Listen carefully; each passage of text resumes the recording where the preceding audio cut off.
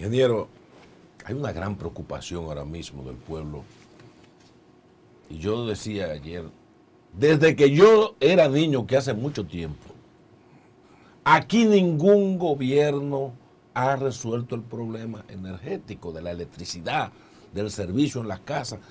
Seguimos con apagones y ahora esa crisis, producto de lo que le quieran adjudicar al problema de la energía en el país, se está hablando que el sistema energético y sobre todo las EDES no están siendo compensadas económicamente y que el sistema está a punto del colapso, que está colapsado. Oye, yo estoy vendiendo la energía y yo no estoy recuperando mi inversión y el pueblo quejándose de la factura eléctrica. Díganos desde su perspectiva, ¿cuál es el problema que tenemos ahora mismo en el país?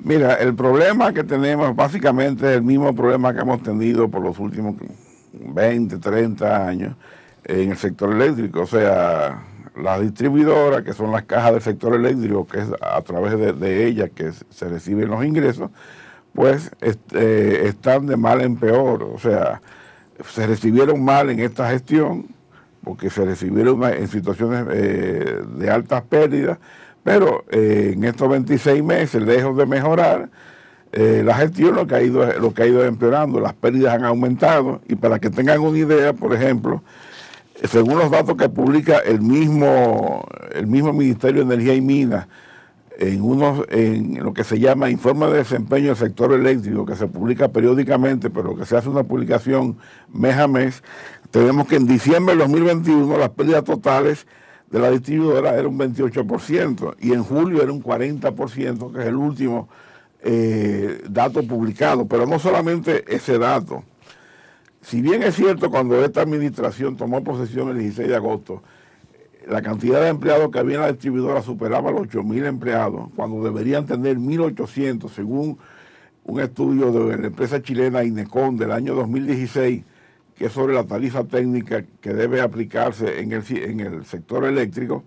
Si bien es cierto, esta gestión disminuyó la empleomanía en alrededor de 1.000 empleados, pero no es menos cierto que a partir de diciembre del 2021 hasta julio, que es el último dato publicado, la empleomanía ha venido todos los meses sistemáticamente con aumento.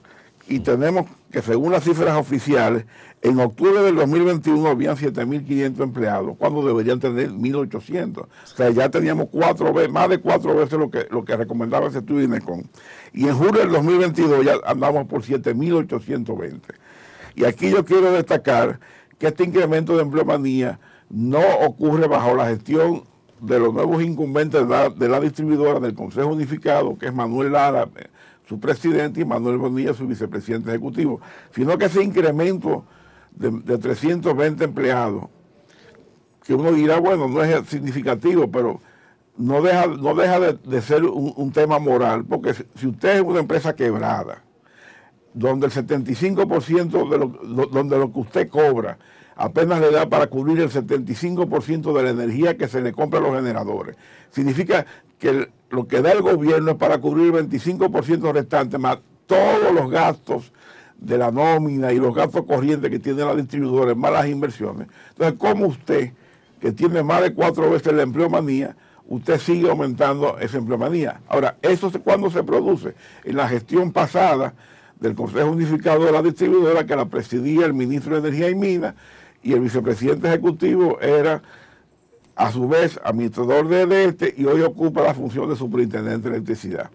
Tenemos 26 meses de España boba, en donde ha habido mucha teoría, mucha filosofía eléctrica, pero los resultados, ¿cuáles han sido? Se le olvidó comprar carbón en Punta Catalina, se le olvidó comprar contadores para la distribuidora, no hay cables, y usted ve las quejas de que la gente van a pedir, porque uno se muda, con todo este desarrollo inmobiliario que tiene la ciudad de Santo Domingo, el Gran Santo Domingo, en Santiago y otras ciudades, la gente, bueno, adquiere una nueva vivienda, un apartamento, se muda, y sucede que cuando van a pedir el contador a la distribuidora, que es su responsabilidad, no tienen contadores. Y en muchos casos, la distribuidora le dice, bueno, nosotros lo podemos conectar a usted directo. O sea, ¿qué significa? Que usted va a consumir, su consumo no se le va a medir y usted va a pagar una cantidad fija. Pero ¿qué pasa? Que para la distribuidora hacer esa gestión de instalarlo directo, usted tiene que comprar los cables, porque ni siquiera cables tiene la distribuidora. Entonces, de esa manera no se va a resolver el problema. Y fíjense que el 16 de agosto, recién pasado, cuando el presidente rindió cuenta o hizo un discurso con relación al segundo año de toma de posesión, habló de que se iban a comprar 300.000 contadores. O sea, el mismo presidente admite el problema de los contadores, pero esos 300.000 contadores usted no lo va a ir a buscar a una ferretería y se lo van a entregar. Eso va a durar 6, 1 año, 2 años en llegar, porque esos contadores hay que mandarlo a hacer, hay que poner las órdenes, hay que hacer las licitaciones, y usted no es la única persona o la única entidad que está detrás de esos contadores. Hay 1 millón de empresas en el mundo que posiblemente están también comprando contadores y usted tendrá que ponerse en una lista de espera. Wow. O sea que realmente en estos 26 meses la situación lamentablemente ha empeorado a pesar de las expectativas que se generó en el sector eléctrico con las personas que fueron nombradas el 16 de agosto, que cuando eran oposición eran unos dilectantes y eran unos excelentes expositores de soluciones, pero la incoherencia y la improvisación es lo que ha caracterizado esta gestión en el sector eléctrico en estos 26 meses. Ingeniero, entonces, por lo que usted está diciendo, ¿tenemos una crisis en el sector eléctrico? Porque no tenemos contadores. Incluso se están quejando por el alto costo de la tarifa de energía eléctrica. Dicen incluso que esos contadores que están trayendo son Félix Sánchez, que corren a millón, que eso no se detiene. Entonces, los contadores no han llegado. No han llegado. Pero lo que tenían, Bueno, lo que pasa, lo que tenían son Félix Sánchez a partir de qué fecha, porque si estaban de viejo y la gente no se quejaba tanto, entonces no es un problema de que son Félix Sánchez ahora. El tema de los aumentos de la tarifa, eso tiene varias vertientes. Recuerden que a partir de noviembre del 2021 se comenzó con una escalada de aumento de tarifa trimestralmente. Y en julio, cuando se produce el 4º aumento de la tarifa, esto cuando realmente el proceso acumulado de aumento con relación a octubre del 2021, cuando no había aumento, usted se encuentra que los consumidores de energía que consumen 200 kilovatios horas al mes o menos, que representan el 75% de los clientes de la distribuidora, con el aumento de la tarifa en julio, ya acumulaban 50% de aumento con relación a octubre. Entonces, eso que produjo una explosión social, porque ya era inaguantable para la gente, y por eso en ese momento el presidente, para evitar mayores consecuencias, paró el último aumento. Pero los aumentos que se habían efectuado hasta abril del 2022, esos permanecieron. Y solamente se revirtió el último aumento. Pero cuando usted compara el aumento de abril, de abril a junio, que se aplicó y que todavía está vigente, sucede que los que menos pueden y menos tienen, que son los que consumen 200 kilos al mes o menos, tienen un aumento acumulado con relación a octubre del 2021 de un 40%. O sea, que si a eso usted le suma la estafa, por ejemplo, en donde un informe interno que se ha filtrado, el Consejo Unificado presidido anteriormente por el ministro de Energía y Minas y por el vicepresidente ejecutivo, administrador de autorizó a a facturar, o sea, aumentar la facturación de los clientes que no tenían medidores, lo cual es un fraude. ¿Por qué? Si usted no tiene medidor, entonces usted no se sabe cuánto usted consume en un mes. Y cuando se hace el acuerdo de que usted va a pagar un precio fijo, ese precio fijo no se lo pueden variar hasta tanto a usted no le instalen un medidor. Entonces, aumentarle a esa gente, y usted ve las quejas en las redes sociales y en los medios de comunicación, gente que no tiene medidores y la factura le ha aumentado, eso es una estafa no sabemos si ocurrió en la demás distribuidora. ¿Y por qué lo hicieron?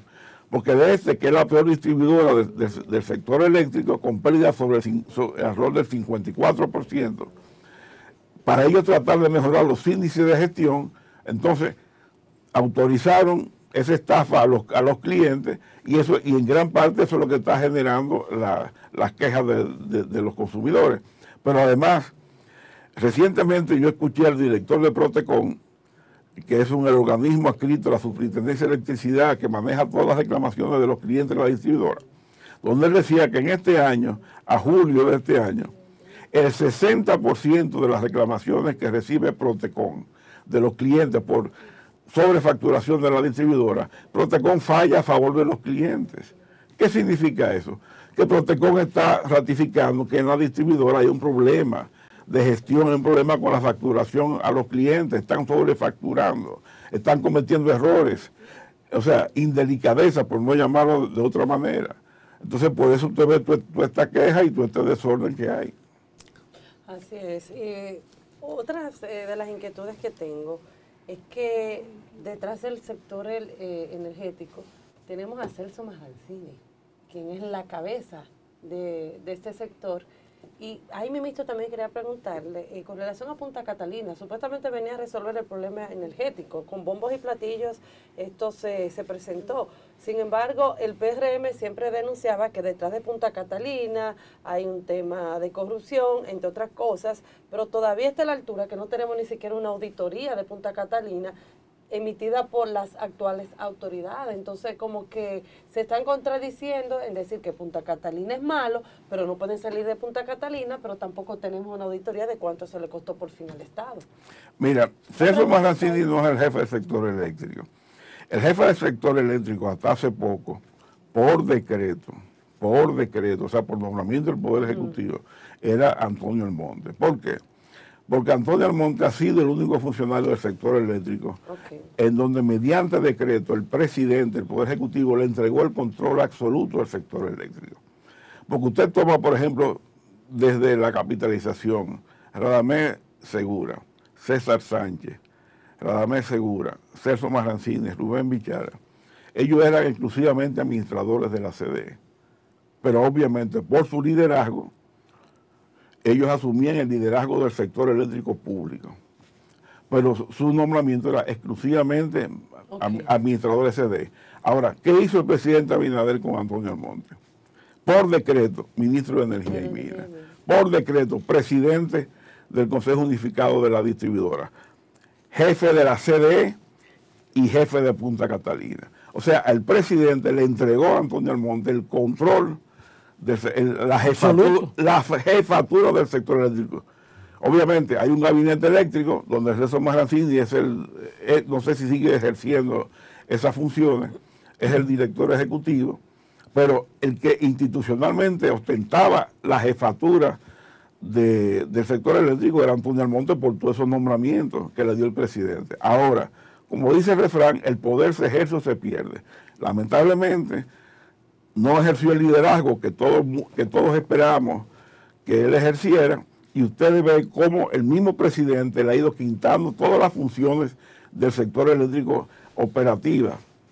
Personalmente siempre critiqué que a él lo nombraran ministro de Energía y Minas y además lo involucraran en la parte comercial del sector eléctrico, porque usted no puede ser la máxima autoridad, trazador de políticas públicas en el sector energético, que incluye energía, electricidad y combustible, y además usted involucrarse en el día a día en aspectos comerciales como es Punta Catalina, que es un agente del sector, como es la generadora Jaina, AES, Coyentri, etcétera, y en la distribuidora, que también es un agente comercial del sector eléctrico. O sea, entonces, ¿cómo? Usted no puede ser juez y parte. Usted no puede ser el trazador de políticas públicas y a la vez estar involucrado en aspectos comerciales, porque es una competencia desleal. Además, como dice el refrán, el que mucho abarca, poco aprieta. Y se comprobó que el que mucho, de nuevo, que por abarcar mucho no se apretó nada. Y vemos entonces todas estas deficiencias en estos 26 meses, el olvido de la compra del carbón, el olvido de la compra de contadores y el desastre que hoy tenemos. Entonces, Punta Catalina, yendo a Punta Catalina, felizmente, ya hasta ahora los problemas que ha presentado de mala operación, que en esta gestión han habido 2 casos por lo menos públicos de mala operación, el último en abril de este año, se han ido resolviendo y Celso es que está al frente de Punta Catalina. Lo que demuestra que para administrar bien a Punta Catalina no se necesita de un fideicomiso, porque Punta Catalina no está en un fideicomiso y está operando bien. Entonces, el problema no es un fideicomiso, el problema es quién gerencia a Punta Catalina, y hasta ahora eso está está caminando bien porque ya no ha habido más problemas. Esperemos que siga por ese camino. Ahora, con el tema de las auditorías. Fue un compromiso del PRM en oposición y del hoy ministro de Energía y Minas, el tema de las auditorías. Y en la transición, él anunció, y lo pueden buscar en los medios de comunicación, que tan pronto tomaran posesión, en los primeros 15 días iban a convocar las licitaciones para contratar varias auditorías de Punta Catalina, una técnica, una financiera y una contable. 26 meses después, no tenemos resultados de auditoría. Nada tenemos. Entonces, todas esas denuncias que se hicieron, que la calidad de los equipos eran malos, inclusive frente a un impasse que se ocurrió el año pasado en enero, donde sale una unidad y Jaime Aristi, el antiguo administrador, dijo que era mala operación, y entra una oportunidad con Antonio Almonte, y Antonio Almonte se comprometió públicamente con esta sociedad a que en 15 días iba a entregar un informe pormenorizado, no solamente de lo que había ocurrido con la salida de Punta Catalina en enero del 2021, sino de cómo se recibió. Tenemos ya 20 meses, más o menos, de esa promesa. Y la verdad que esta sociedad desconoce ese informe que el ministro de Energía y Minas se comprometió a entregar. Entonces, las auditorías. Se contrató mediante licitación a una prestigiosa firma norteamericana, muy acreditada y especializada en temas de plantas a vapor, de centrales térmicas, que es Sargent Lundy. Se prometió para hacer la auditoría técnica, que es la que va a determinar si lo que está funcionando en Punta Catalina fue lo que el Estado contrató desde el punto de vista técnico, no desde el punto de vista financiero. Y se supone que esa auditoría tenía que estar lista para junio. El presidente se comprometió a que ese informe iba a ser entregado a la sociedad y el ministro de Energía y Minas. Estamos ya llegando a noviembre, no se desconoce. Entonces, hasta ahora, hasta que no aparezca una auditoría técnica, todas esas denuncias de que los equipos no servían, que era de mala calidad, el ministro denunció que esa caldera hecha por Vacuum Wilco, que es uno de los fabricantes número 1 en caldera en el mundo, con una experiencia de más de 60 años, decía que esa caldera tenía defectos de fábrica. El fabricante le contestó indignado. Pues todo eso se ha quedado en palabrería.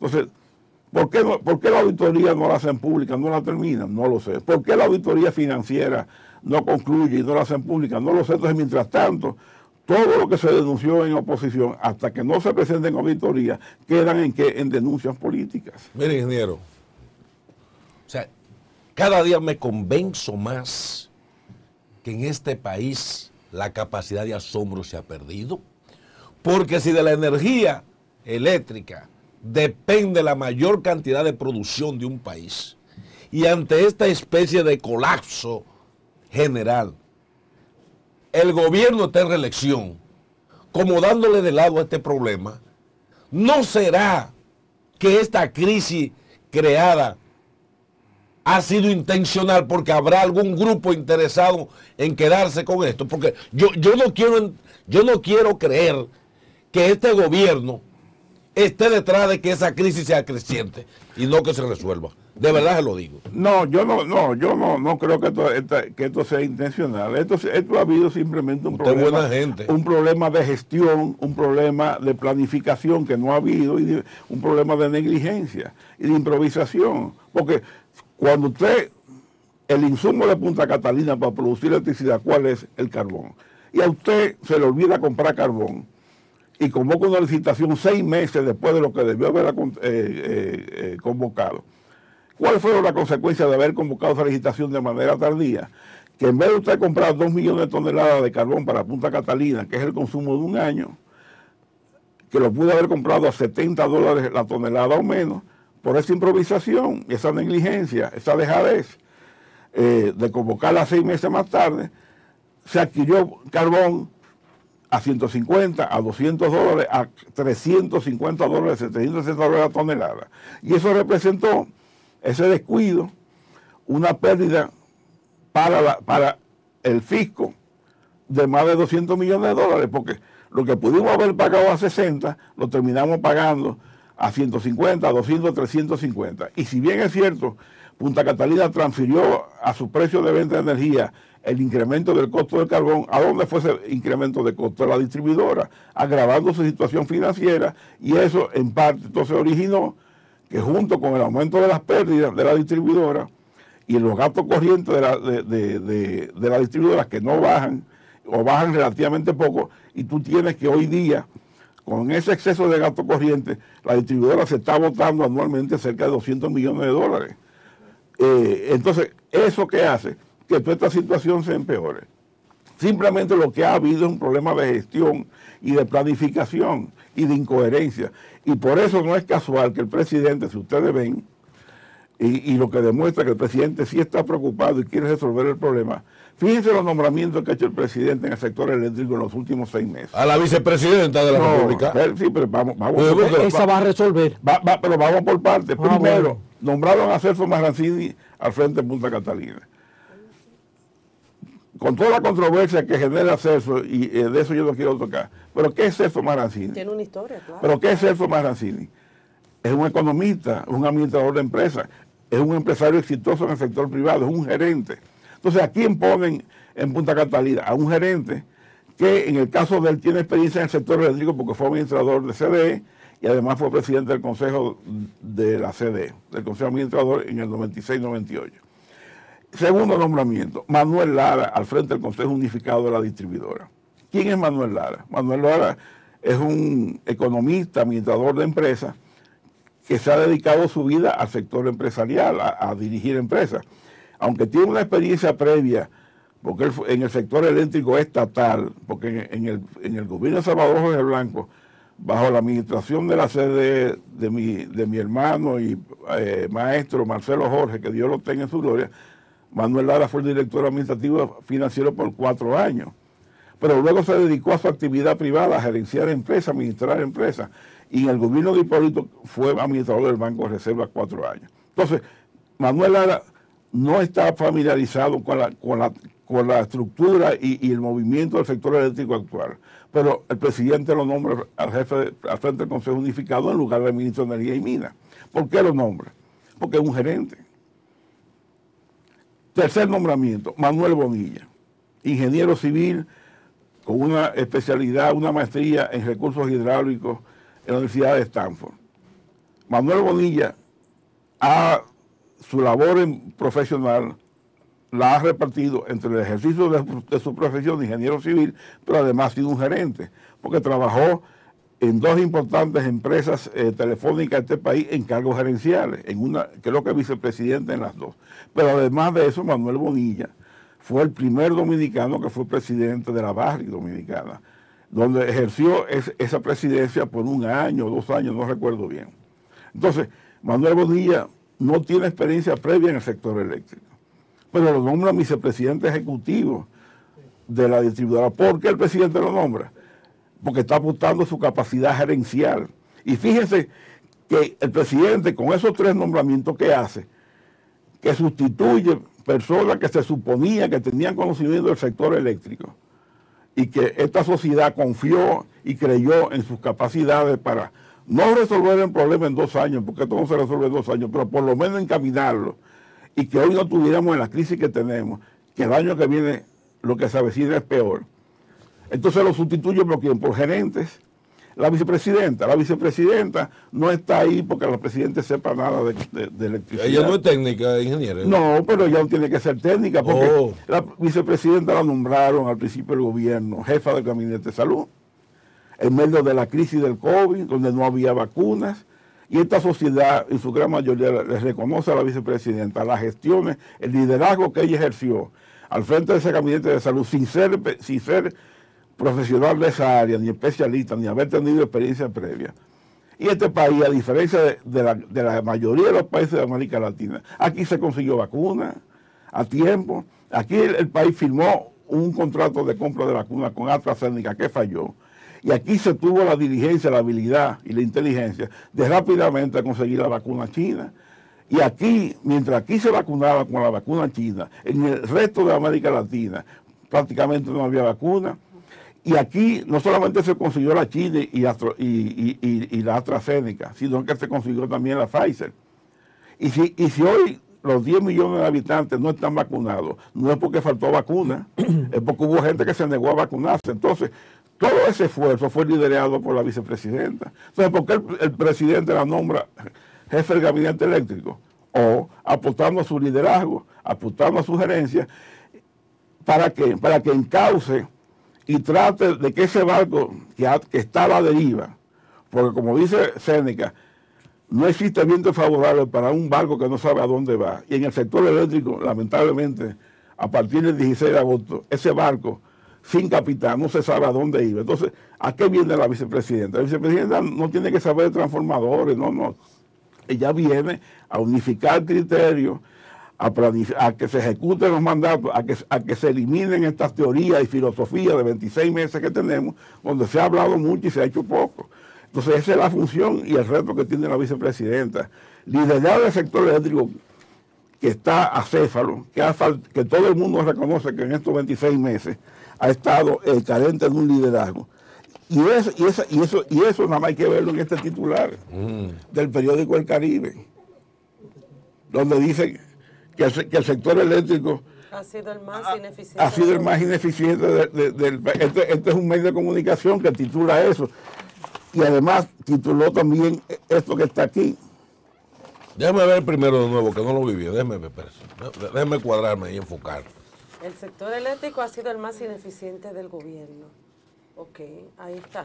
Y ahí tenemos, el sector eléctrico es el tambor desafinado dentro del gobierno. Yo diría, no es el tambor, es la orquesta desafinada que no tiene... Completa. Que no tenía director. No completa. Mucho que decir. No completa porque hay excepciones. Claro. Hay gente que ha hecho su trabajo de manera discreta, sin estar teorizando y filosofando en los medios de comunicación. Usted no ve mayores quejas, por ejemplo, de la empresa de transmisión. No es que sea perfecta, pero la empresa de transmisión más o menos ha hecho su trabajo, calladito, sin hacer bulla y sin estar teorizando. Entonces, ese es el problema. Entonces, la vicepresidenta viene a tratar de ejercer un liderazgo y conducir el sector eléctrico bajo un criterio unificado y para tomar decisiones a tiempo. Porque decisión tardía es como dicen en la justicia. Una decisión judicial tardía es prácticamente una justicia denegada. Entonces la vicepresidenta viene a eso, a gerenciar el sector eléctrico, a ver si esto se puede encauzar. Lamentablemente le ha tocado una situación muy difícil porque tenemos el problema del gas que el año que viene ya ha sido denunciado por la Asociación Dominicana de Industria Eléctrica, en donde se prevé que no va a haber suficiente gas para todas las centrales de generación que trabajan a gas natural, en donde en el 2021 el 40% de la energía que se sirvió a este país vino del gas natural. Entonces, hace una semana, Andy Dawager, en su columna de los lunes, que publica semanalmente en un medio escrito, dijo, y no ha sido desmentido, que las centrales de AES que usan gas natural, Andrés y Los Minas, 600 megavatios, 650 megavatios, tienen contratos de venta de energía con las distribuidoras que vencen el 31 de diciembre de este año, en el caso de Los Minas, y el 31 de marzo, en el caso de Andrés. Y que como esos contratos no fueron renovados de compra de energía y tampoco fueron licitados para que una licitación AES pudiera haber participado y ganar, entonces ellos no hicieron gestión y no tienen contratos de compra de gas natural para el 2023. ¿Qué va a significar eso? Que esas centrales que operaban a gas natural vendiendo energía a 14, 15, 16 centavos de dólar, ahora van a tener que utilizar el diésel para producir electricidad, que es el combustible más caro que existe para generar electricidad. Y entonces, en vez de vender a la distribuidora en el 2023 a 14, 15 o 16 centavos, si hubieran tenido contratos de gas natural a tiempo, van a vender la energía a 27, 28, 29 centavos. Entonces eso va a poner al gobierno en una disyuntiva. O apagones o aumento de déficit financiero. O una combinación de ambas. Porque usted no puede sacarle del sistema 600 megavatios. Porque eso le va a hacer, esos 600 megavatios es casi una Punta Catalina. Y eso le va a producir un hoyo en el tema de la demanda. Entonces, si usted la mete a generar, ¿qué va a pasar? que entonces va a aumentar el déficit financiero de la distribuidora porque van a estar comprando una energía cara. Entonces, si este año el subsidio al sector eléctrico en el presupuesto inicial fueron 53 mil millones de pesos y en el complementario se llevó a 83 mil millones de pesos, 1.300 millones de dólares. Y los cálculos que hay conservadores es que terminen por lo menos 1.500, 1.600 millones de dólares. El año que viene, en el presupuesto se consignaron inicialmente 79 mil millones de pesos para el subsidio del sector eléctrico. Y se sabe por la experiencia que siempre en el presupuesto complementario ese subsidio se aumenta. Con esa situación de que 600 megavatios que ahora operan a gas natural van a operar a diésel, las expectativas es que el subsidio del sector eléctrico el año que viene, fruto de esa situación más, de toda la ineficiencia de la distribuidora, por la ausencia, por el problema de gestión, el problema de ausencia de contadores, el subsidio pudiera llegar el año que viene cerca de los 2.000 millones de dólares. Wow. Y eso va a ser un hoyo financiero al Estado, porque ese dinero, entonces, no va a estar disponible para hacer gastos de inversión que tanto requiere esta economía. Usted lo que me está diciendo a mí es que yo cojo un pasaporte y me vaya de este país, porque este país está jodido.